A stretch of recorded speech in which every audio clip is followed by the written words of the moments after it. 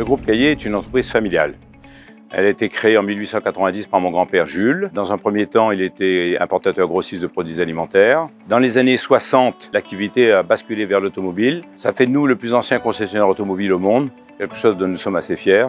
Et nous avons démarré l'activité grande distribution alimentaire en 1988 avec l'ouverture du premier hypermarché, du premier centre commercial de l'outre-mer français à Saint-Denis. De 1984 à 2008, pendant 24 ans, ce groupe s'est développé de façon absolument extraordinaire, avec un appui total et complet de tous les banquiers locaux.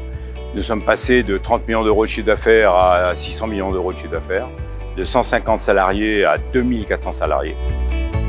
Mais malheureusement, en 2008, il se produit plusieurs choses en même temps, extrêmement négatives pour nous. La première chose, c'est que nous avons racheté un de nos concurrents en 2007, et en 2008, le marché automobile s'effondre. Dans le même temps, l'activité BTP, c'est-à-dire TP poids lourd, dans laquelle nous étions extrêmement présents, extrêmement puissants, s'effondre complètement.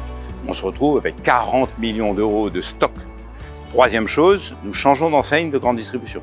Nous passons d'enseigne Champion à l'enseigne Leader Price, dans un contexte aussi dégradé que celui qu'on connaissait en 2008-2009, crise de trésorerie. Donc on s'est replié sur nos deux branches d'activité principales, l'automobile et la grande distribution.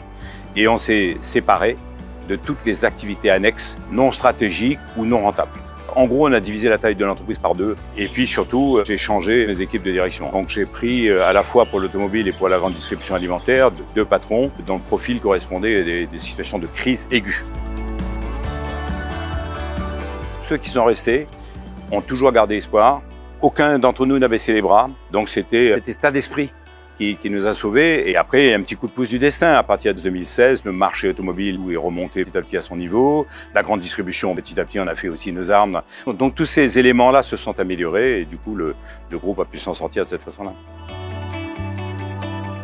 Les moments les plus difficiles, il y en a eu beaucoup. Quand mon fils de 9 ans revient de l'école et me dit « Papa, à l'école, on me demande quand est-ce que tu vas aller en prison », ça fait mal. Alors, les résultats d'aujourd'hui, ils sont plutôt satisfaisants puisque nous avons retrouvé le chiffre d'affaires que nous faisions il y a 12 ans, un peu plus de 600 millions d'euros de chiffre d'affaires.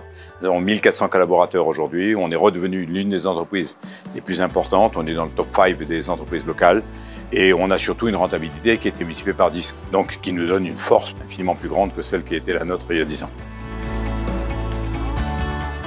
Je trouve qu'on mérite ce prix, ce que nous avons fait, c'est absolument incroyable. On nous donnait une chance sur 1 million de réussir ce que nous avons fait, payer 260 millions d'euros de dettes en 12 ans sans avoir eu la moindre remise de peine de la part de qui que ce soit. C'était juste incroyable, inimaginable et on l'a fait.